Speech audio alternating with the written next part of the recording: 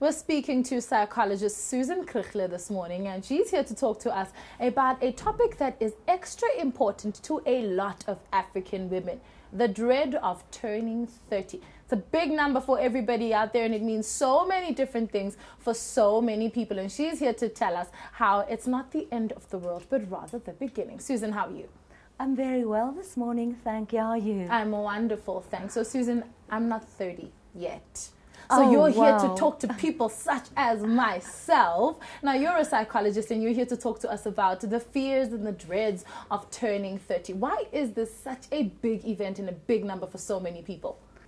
You know, that's such an interesting question because it's actually quite a new phenomenon these days. Everybody knows about the midlife crisis. Yes. But these days, it seems there's a new crisis. Before midlife crisis. Before the midlife crisis, Right. and that's called the quarter life crisis. The quarter life crisis. And that's 30. Oh, okay, well, this terminology wasn't around 5-10 years ago, my goodness. So what are these dilemmas that people are facing when they hit 30 or just before? Well, I think a lot of that has to do with kind of a cult about the preciousness of youth in our society. So people tend to think, when I'm 30, it's the end of the world. I'm old. I'm going to lose it all. I lose my physical beauty. Wow. I thought it used to be 40. How did it become 30? When did it all transition? When did it change? I'm not sure exactly when it changed, but the fact is, perhaps one of the reasons is that many young people these days go to university or to college, and their parents still look after them during their 20s. Yes. But by the time they get 30, they're in a strange space where they haven't quite yet finished with the things of being a child. Oh. And so 30 becomes almost like in the past 21 used to be. Okay.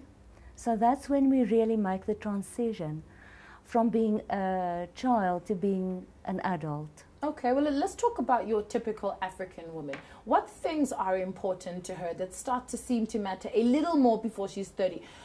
Should we be married? Should I have children? Should I have the perfect career? What are some of those topics that give everybody heart palpitations before they hit that age? Mabel, I think a huge one is the biological clock ticking, and it begins to tick-tock, tick-tock very loud by the time you're looking at 30, because women face some quite hard, let's say, fertility realities. Yes. If you haven't had a baby by 33, 35, you're in trouble. So let's say a young woman hasn't got Mr. Right yet, and she's 30. She's looking at some pretty tight timelines. She has to meet him, Right. date him for a year, Wow. get engaged. She could be 32 by then.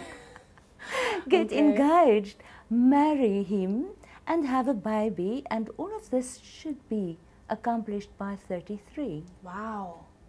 Wow, okay, that is a lot of pressure. I can see why. Now, is this phenomenon just with women, or does it also, are you seeing a lot more men also headed in the same direction, or are they still kind of freaking out when they hit 40 and 50?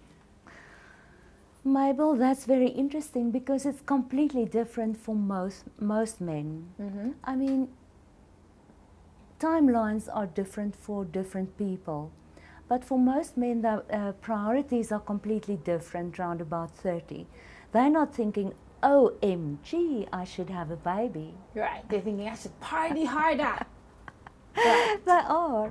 And they're very much, let's say, pressurized by expectations from themselves and from others to be really successful by this time. But by success, they mean status, they mean money, they mean income, they mean they should have arrived in the world of work. Right, by the age of 30. Okay, that's a lot of pressure that human beings are putting themselves under. And obviously, you're a psychologist, so I'm guessing if somebody came to you who was now 29 and in a month they're going to turn 30 and they're having serious issues, what steps would you take in ensuring that this person hits their 30th birthday and remains happy? What would the process look like of convincing them that they're still fine?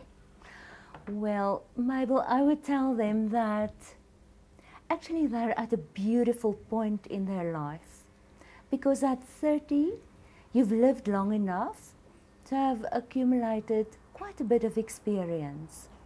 You've made a few mistakes and you can learn from them, but by that time you've reached a certain point of poise and maturity, so that you can use the lessons learned during your 20s to reinvent yourself in your 30s. Oh, all right. So you call it the quarter midlife crisis. So if it's the quarter, I'm guessing then they expect us to live a very, very long time. But now, if we do have this quarter, do we still have something that, you know, that issue called the midlife crisis? I think the crisis at 40 is a bit different. Okay. Because 40 means you look back on your accomplishments. Is it a, oh, I'm old kind of thing? I'm really old. I'm really, really old. When Really I was 30, old. I was old. Now I'm really, really old. Okay. I've got you. And obviously men and women will go through the 40 phase. Yes. And they say it's worse for men. Oh, okay. Well, that's like another story for a whole other day. My goodness. Now, Susan, how do people get a hold of you if they'd like to find out more about your services and about your treatments for people who are about to hit 30? Okay. Well, I have a website. Yes, please. And it's easy to find me. You can just Google my name, Susan Kriegler, and you should find my website. I also have a YouTube channel. Oh, wonderful. So we can find you all over the net then? We can. How do we find you on YouTube, Susan? Also, Susan Kriegler, YouTube. Wonderful. It's been so much fun speaking to you. So I'm hoping I won't have to come see you before I hit 30 or 40. Okay, so don't expect to see me anytime soon, Susan. But oh, I'm disappointed. no, I'll come see you for happy things like, oh, Susan, I'm too happy. Is this normal kind of thing? And we're hoping our viewers will come through and see you. I love that. Now, if you'd like to find out more about the many crises out there that people go through, so you've just learned of one, it's called the quarter life crisis. I had no idea people were so skeptical about turning 30. But if you're one of them, please don't be shy. Drop us a mail. That's gma@planetimage.co.za. Or if you're 40, you can drop us another mail or find us on Facebook, or alternatively follow us on Twitter. On that very youthful note, people stay beautiful, happy, and 21 forever.